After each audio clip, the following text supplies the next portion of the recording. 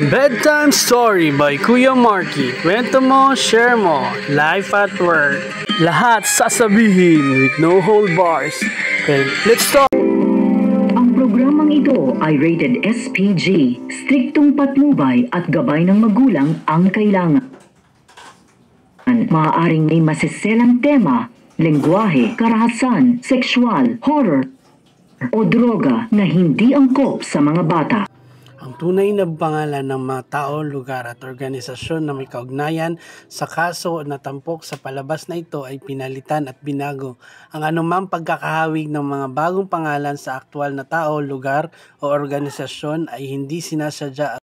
Bedtime Story, Bedtime Story, Bedtime Story, Kuya Marky, Bedtime Story, Bedtime Story. Nakakatakot na natatawa. Ito ng bedtime story natin ay pinamagatang cheating at ng cheating pag-uusapan, pandarambong, pagnanakaw, pangangaliwa, panlilinlang, pansarili lamang. Hi guys, dito po tayo sa bedtime story natin. May mga nagsulat sa mga kwento. Ang unang kwento natin ay galing kay M. Nagkwento siya about sa cheating. Una is minahal siya pero di niya mahal. Yung pangalawa, wala sa muka pero pag utak ang ipapairalin, mahal niya. Yan. Tapos meron pa tayo ng ibinalik niya yung jowa niya kasi yung ex niya buntis. Ayun. Magkukwento tayo ngayon kung anong nangyari. Dahil sulat to ng mga viewers. Yan. Ang una kay M. Una, may ex-girlfriend siya. Tapos, kasama niya mga kaibigan niya. Then, hinatid daw ng kaibigan niya yung jowa niya. Tapos, ilang pagka-uwi niya sa bahay, tinext niya, tapos tinawagan pa, hindi pa daw siya nakakauwi. Tapos nakatulog siya. Yun. Tapos nung nalaman niya, ilang araw lang, buntis na. Ayan, no? Sulat. Yun. Yun ang una. Tapos sumunod, naghanap siya ng jowa sa same-sex marriage or bisexual. Yan. O, pasintabi lang kung may naghanap siya ng iba ng karelasyon ay same-sex. O, yan. Yun. Tas, okay naman, pero naging mahigpit ang relasyon nila. Yan. Parati siyang pinapagalitan, parating pinaghihinalaan ng jowa niya. Kaya parati silang nag-aaway. Mahal niya, pero sobra na, kaya hiniwalay niya. Kaya naghanap siya ulit. Nung naghanap siya, di na siya natututong magmahal. Kaya pinagtritripan niya lang. Ayan, panlilin lang na yun, di ba?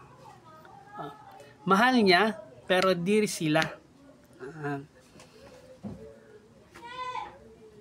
Hinanap niya yung naging bago niyang jowa. Pangatlo na to, pangatlo.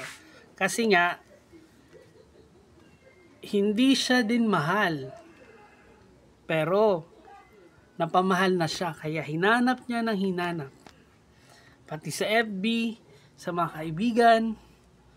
Kaya ayun. Nalaman niya may mahal ng iba. Ayan. Ayun na nga, yung pang-apat, may nakahanap siya, mahal niya, pero kung utak ang pairalin, wala siyang muka. Pero kung puso ang susundin,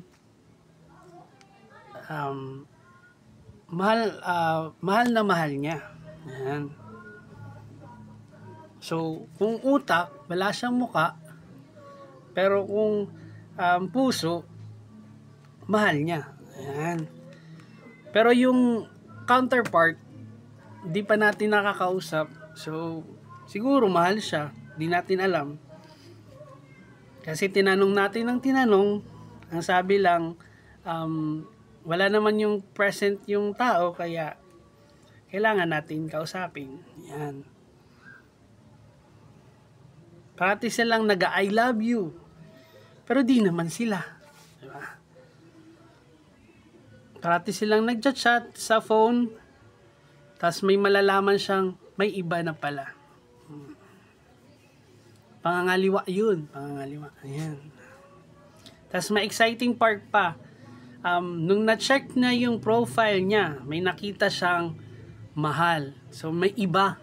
So pang-apat siya sa bago niyang jowa, sa pang-apat din niya. Ayan.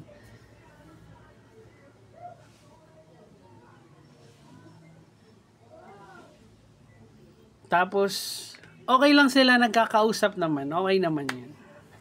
Kahit present yung original, nag-I love you pa rin sila. Parang ang morbid, no? Joke lang. Ayun. Kaya pinutol niya yung relasyon niya sa taong yun. Ayun. Tapos, tapos na yung kwento niya, may sender naman, nagka-jowa daw siya, ito bago.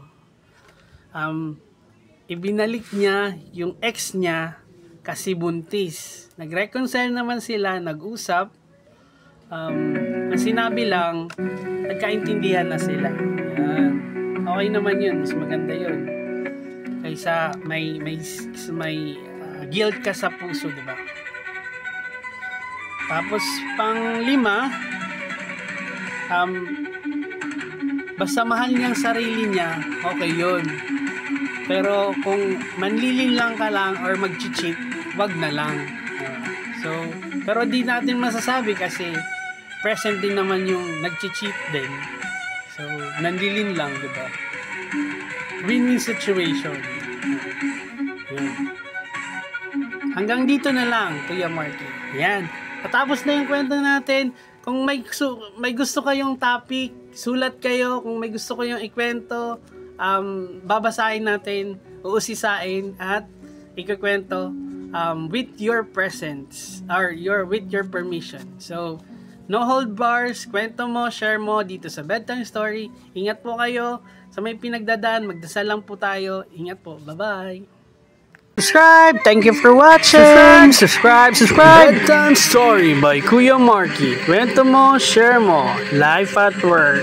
Lahat sasabihin with no hold bars. Okay, let's start!